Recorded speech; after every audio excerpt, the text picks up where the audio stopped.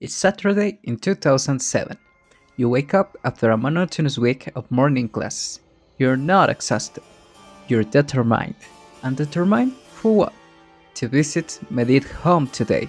Because, as an adventurer, you've heard that strange events associated with the Burning Legion and other arcane anomalies are happening there. Your mom has breakfast ready. You devour it without chewing. You turn on your computer with 120 megabytes of integrated video and 2 gigs of RAM, cause you know, it's time. Because the lot and adventure await. Hi, my name is Roscoe, and today we're going to seek the answer to a mystery that, as a fantasy art lover, I had recently. Can I rescue a fragment of the glory of old World of Warcraft with art? Stick with me in this nostalgic rant, and I hope to surprise you with the result that awaits us at the end of this artsy nerd experience. Let's begin. For me, as for many people, World of Warcraft was something that completely turned my life around. Unfortunately, I didn't get to experience the vice feeling of the addiction that was vanilla at the time. I only experienced it recently with the launch of Classic. But I perfectly remember my older guildmates with the Naxxrama's Tier 3 and their unique appearances when we gathered for a raid in group, especially the guild leader with his dreadnought armor. I was amazed by the design quality it had, and I inspected his gear to fill my dad computer with screenshots of that armor. I mean, who wouldn't be surprised by those impious shoulders, and the demonic horns on the helm, designed like a titan letting out a thunderous roar. I remember spending hours completely obsessed trying to replicate in illustrations the amazing feats I accomplished at the time by equipping my character with that specific armor. Since back then, I had no idea how to gear a warrior or farm the necessary equipment without being carried, cause you know, I was only 7 at the time. Feats like finishing Karazhan, which was for me a mental revolution, or getting the Swift Spectral Tiger rings in a single pack of cards sent by my family. And though it might seem amazing, that wasn't what stunned me the most at the time. There was a particular essence in those cards that they held for me, far from the extra quest or seemingly unique plot, since that junk was very farmable. To me, I was always obsessed with nothing less than the North. Shadow Mistress Jezebel, the card, the Flawless Flame, Karok's Karen, I leathered the booster packs with Illidan and the mythic but blood-abused Arthas Menethil as the Lich King, shattered my 7-year-old mind with their amazing detail. Eminences of Frost, Death, and Violence Chaos, which makes the current state of the game even sadder. And let's not forget to mention the artists, like Alex Hurley, who brought to life the most common player experiences on canvas, on the level and in the style of Frank Frazetta, or Glenn Rain, who designed covers for some books and splashers of the video game, along with Wei Wang or even Chris Metzen himself before his edge was purged by art, peace and greed. Bro, looking at this death metal cover-worthy work, age made him lose that wild touch. Currently, all that's left of World of Warcraft are ashes, rubble from past glories, and echoes of forgotten victories. The old armors worn by heroes are now full of rust, and their swords, maces, bows, and elemental flow staves have been decimated by the passage of time, isolated from a victory worthy of renown. The game own writers want to leave that past of conflicts between opposing factions behind.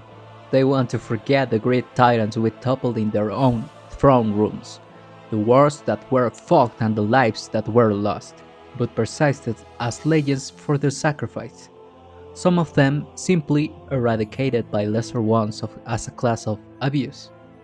Everything turned into a kind of Disney-worthy utopian fantasy where the Horde and the Alliance have been maintained bonds of unity, and we're all friends forever, respecting each other forever and ever. The end. That suck. Today, I'm going to do something that's kind of a heresy for much of the art community on the internet. But it will be done with a proud sentiment that only an old, Stormwind citizen can bear. This doesn't justify my actions, since I'm a nobody, but I must purge that blasphemy in the name of art. Today, we'll restore the glory to. Pa, pa, pa, pa.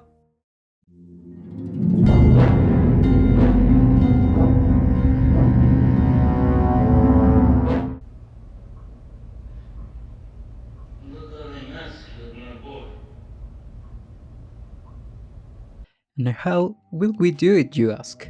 We're not going to design a car directly for the old WoW TCG. That's what you think. Instead, we'll use them as a base for the style and composition that they use to have for this, combined with some modification of the lore already imposed by Blizzard in that tragic execution and my almost new character design knowledge. But anyway, let's get started. First, we'll gather some references from the old reliable. Yep, Deviant, Pinterest. I'd gather directly from ArtStation, where the Warcraft artists I mentioned earlier are, but I don't remember my account, so for now we'll work with these tools. Though I definitely recommend to take a look at their portfolios and cry silently. We're looking especially for the image of a powerful mage, a worthy heir of Etiash.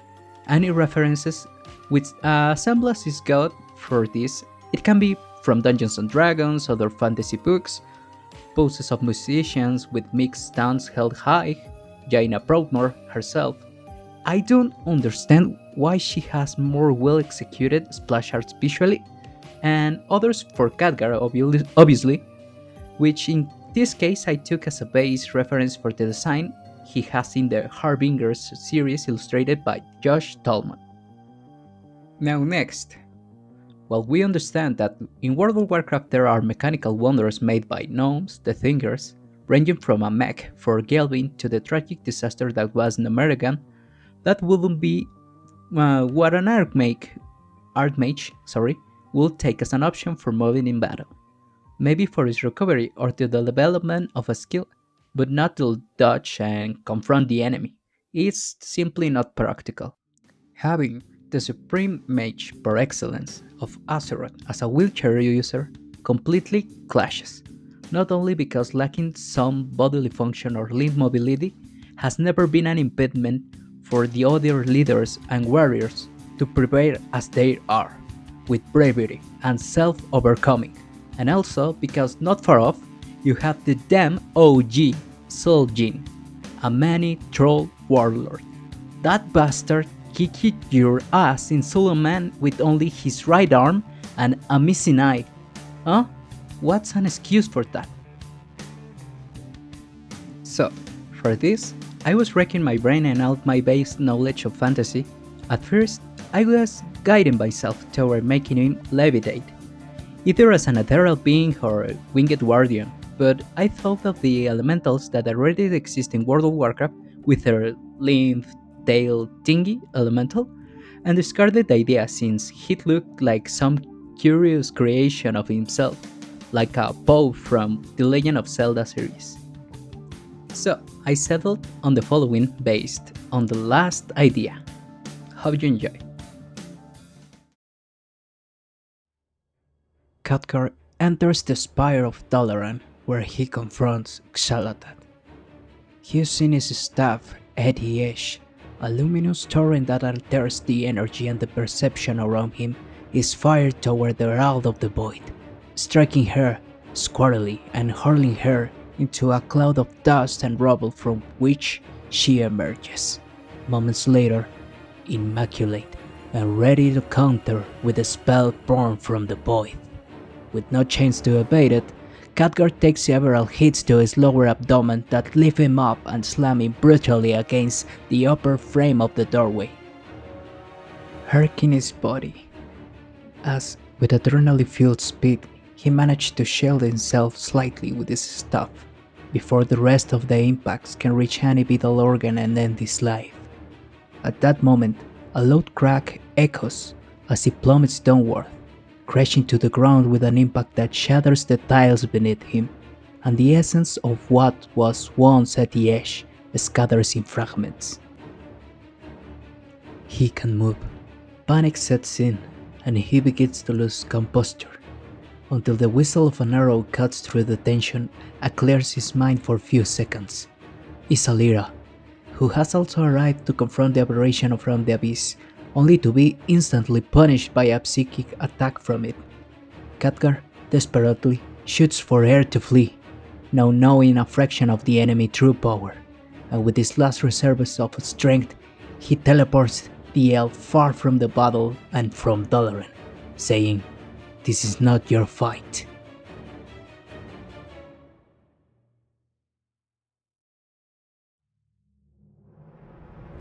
As he turns his head to face Shalatat again, she bids sarcastically, "Farewell to Azeroth Archmage," invoking a spell that pierces the void in a growing sphere, consuming every fragment of Khadgar.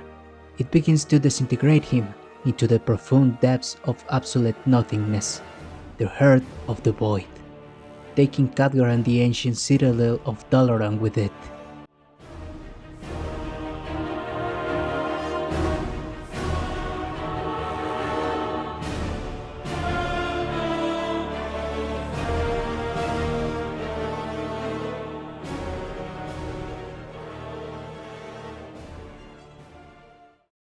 But little was known that a spark of life still lingered in what had once been Khadgar, and alongside him echoed a voice. But it was no the sound, for in the darkness your scream could not resound. It was a memory from his old mentor Medivh, reminding Wada remained of his former apprentice. It might be easier to close a door than to walk through it, but sometimes you must venture into the unknown to break the bonds of fate. Then, Khadgar understood everything before his consciousness faded. He opened his eyes and began to shape the absolute blackness around him, making magical gestures with what he imagined were his fingers, for he could no longer perceive his hands before him. He reshaped himself, projecting his form as a matter by blending arcane and elemental magic, reconstructing himself from the void and restoring every part with the scant energy he could channel, continuing until he reached his lower extremities. Those could not be revolved, no matter how desperately he tried. The mana he possessed wasn't enough, but Khadgar no longer needed them, for now he possessed knowledge he had never before considered possible. He began to shape the void itself, giving form to new limbs. They had the silhouette of the world once, but this projected a darkness deeper than the void, encircled by a bluish glow, and within them a constellation of stars was born, a unique brilliance born of arcane manipulation. Khadgar no longer needed at the edge. He had always known his destiny, with or without it, after bringing an end to the Burning Legion. He, who was once the Archmage of all Azeroth and the Guide of Heroes, gained a new title that day upon reuniting with Anduin, weakened but not dead. The soldiers called him Khadgar, the Star Forger.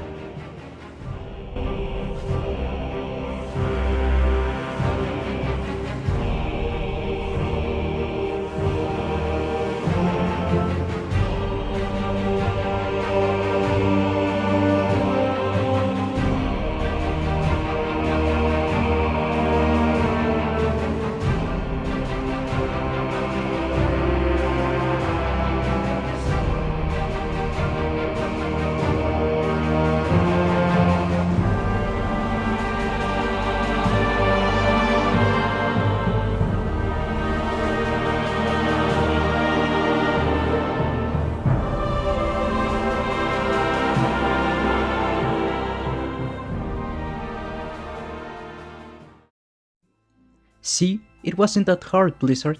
You could have introduced void-based spells, new abyssal customizations, and so much more, but you had to make the choice that most forced your political vision, didn't you? Anyway, that's it.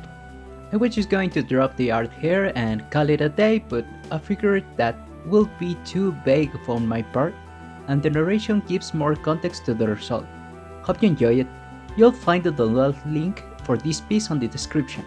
If you like the video, drop a like and follow for more artistic ramblings on fantasies, sci-fi, or whatever my hyperfixation of the moment happens to be. Sweet nightmares and pleasant wakefulness, my dear ghoul.